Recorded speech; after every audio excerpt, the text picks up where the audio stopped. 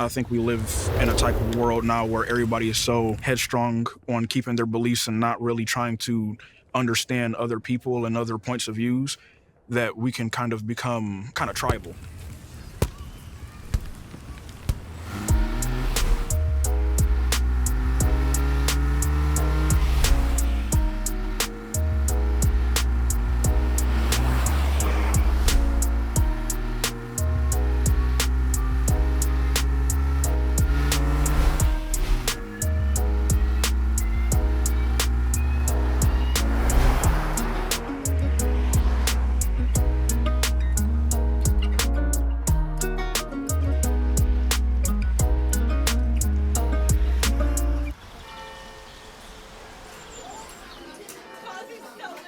The political polarization right now can be really hard in schools because often the anger and the rhetoric that is outside the walls of the school are coming in to the walls of the school.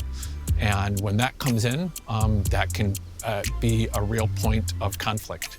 It can be a conflict for teachers, with students, quite honestly. It can be a conflict between students, and it can be a conflict between administrators and teachers as well.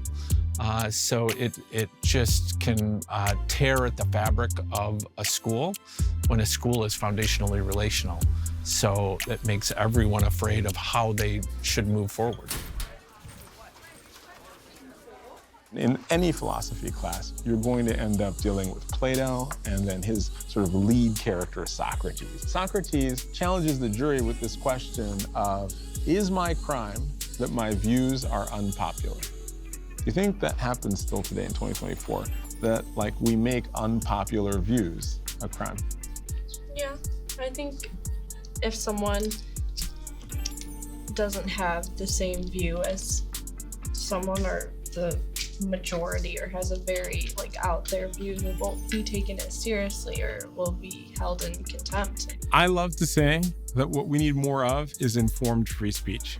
And so free speech is definitely where many people go, but informed free speech has even greater value. Socrates had to drink the hemlock and self-administer justice to himself. Everybody knows that. And yet we keep going back to read his defense and what he has to say about how this judgment isn't just judgment on him, it's really an opportunity for society to reflect on just where we have decided to tip the scale in between mercy and justice. Free speech, I probably teach that a little different than people because I teach it in two ways. Free speech, or the initial idea, is the idea to be able to speak out against the government and not have to live in fear of retaliation. So I make sure that I start by teaching students that, because there's a tendency for people to just spout out things and say things. They all have free speech and not really know what that means. So in that sense, I do teach government. So it's important to me that my students understand what that actually means. So it doesn't mean that I can just say whatever and then there's no consequences or people don't get to feel or react to the things that I'm saying. But because we all enjoy that privilege, it creates a need for civil discourse, because my free speech is gonna butt up against your free speech sometimes. Now I don't think there are impossible conversations, but I used to believe that there were impossible conversations. I had always thought that I was a person who was pretty good at civil discourse and, really accepting. And then when 2016 happened, the world just kind of transformed. And I noticed that I was sad and angry with neighbors, people who had been my neighbors who maybe had different perspectives about things that I'd previously gotten along with. And eventually I'm like, well, listen, everybody can't be a bad person. Something's happening with me that this is kind of triggering me. Let me try to take a step back and look at it. And that's kind of what I did. I have encountered situations where there's dissenting opinions, especially when it's an election year. That's a rough time to be a social studies teacher, to be honest. And you do get a lot of different opinions when it's an election year, and they come to us as the teachers who are you gonna vote for? What do you think about this? What do you think about that? And you have to be very tactful about the things that you say and how you say them. We have turned politics into a kind of blood sport. I can remember elections where people didn't lose their minds. And I can remember people taking the yard signs out of their yard once the election was over. And that doesn't seem to be the case right now. It also doesn't seem to be the case that I can watch television within 2 years of a national election and not already see ads running for someone and against someone else. Well, certainly I think the elections have become much more polarizing than they ever have. Since 2016, there has been an awful lot of anger, of frustration, of polarization, and that's just continued. You add to that we also had COVID, and COVID brought up much of that political disagreement. And then you add the fact that we had the racial reckoning that happened. And also, I would add that social media, particularly in schools, has really complicated what reasonable discourse should be. If I'm perfectly honest, like if I have never fully felt comfortable like voicing fully my opinion about anything political, and I don't think it's our job to do that in the classroom.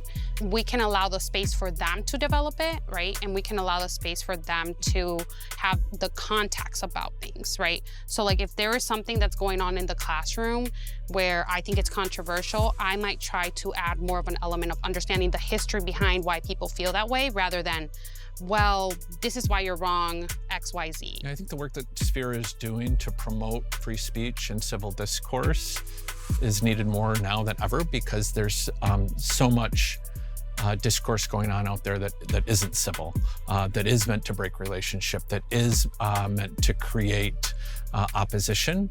And that doesn't need to be. That's not how it's always been. At least not in schools. Our work in schools is to promote civil discourse, understanding, empathy, so that people can make their own individual decisions.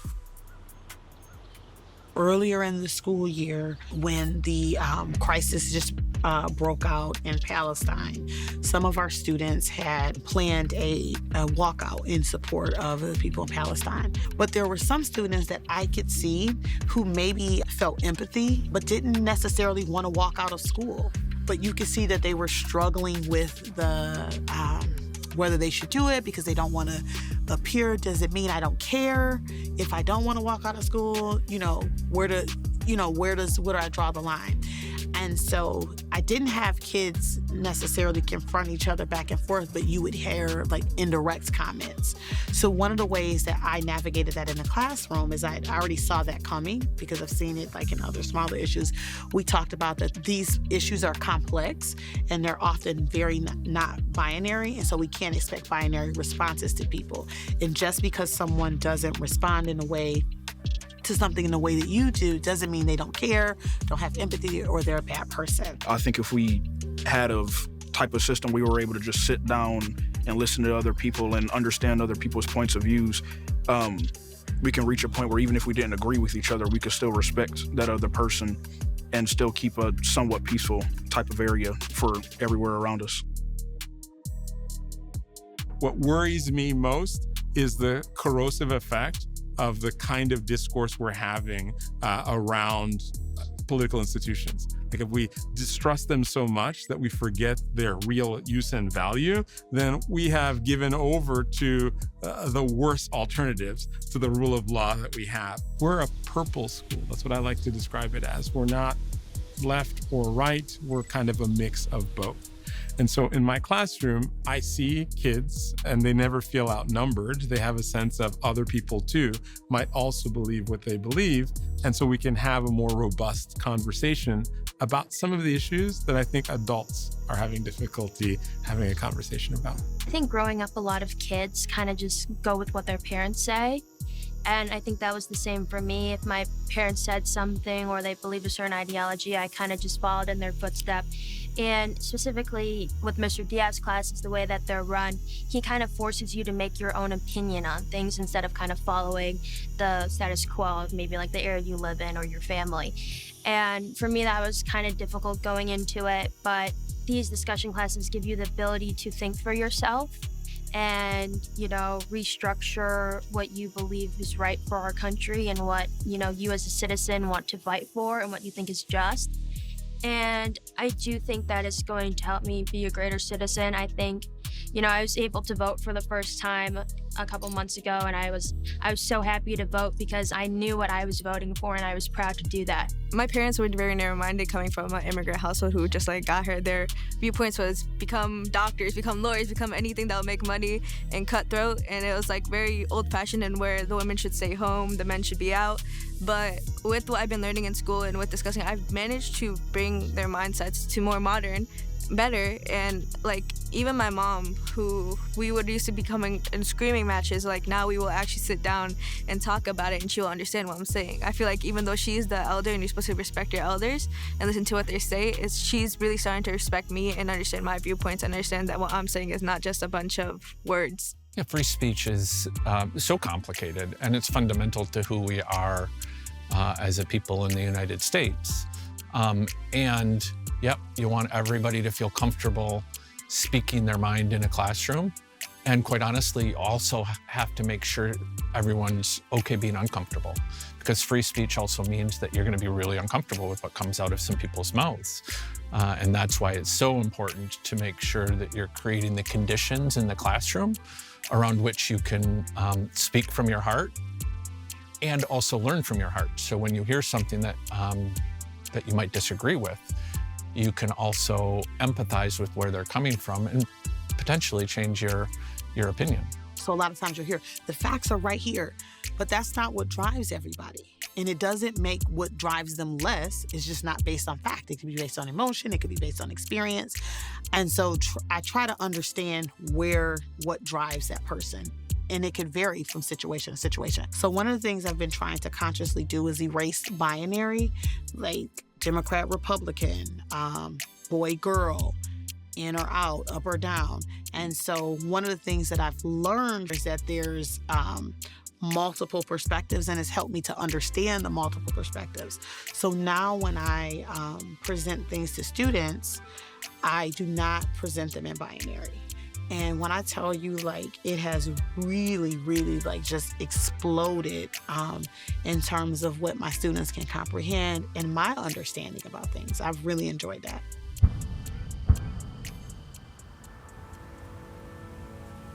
I would say that all educators got into this fundamentally, and maybe they didn't say this out loud because they want to save the world one student at a time. They know that each student has the potential to walk out of high school and be a change agent for this world.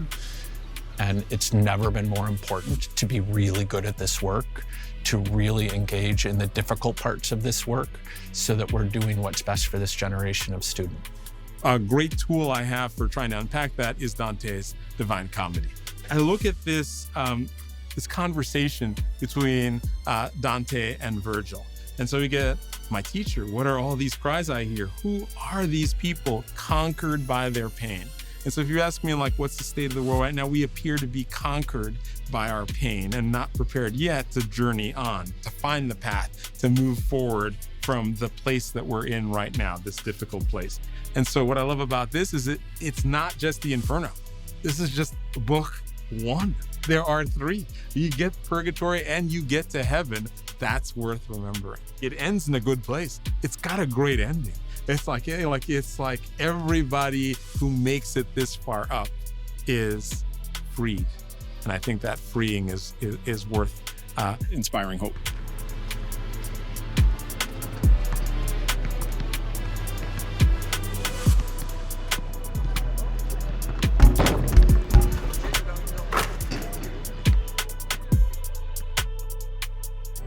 The elections have become much more polarized, much polarized, much polarized, much polarized, much polarized, much polarized, much polarized, much polarized, much polarized, much polarized, much polarized, much polarized, much polarized. But my question to you tonight, when it comes to the economy, do you believe Americans are better off than they were 4 years ago? The cost of child care for 2 children is more than Do you their believe rent. Americans can afford higher prices because of tariffs?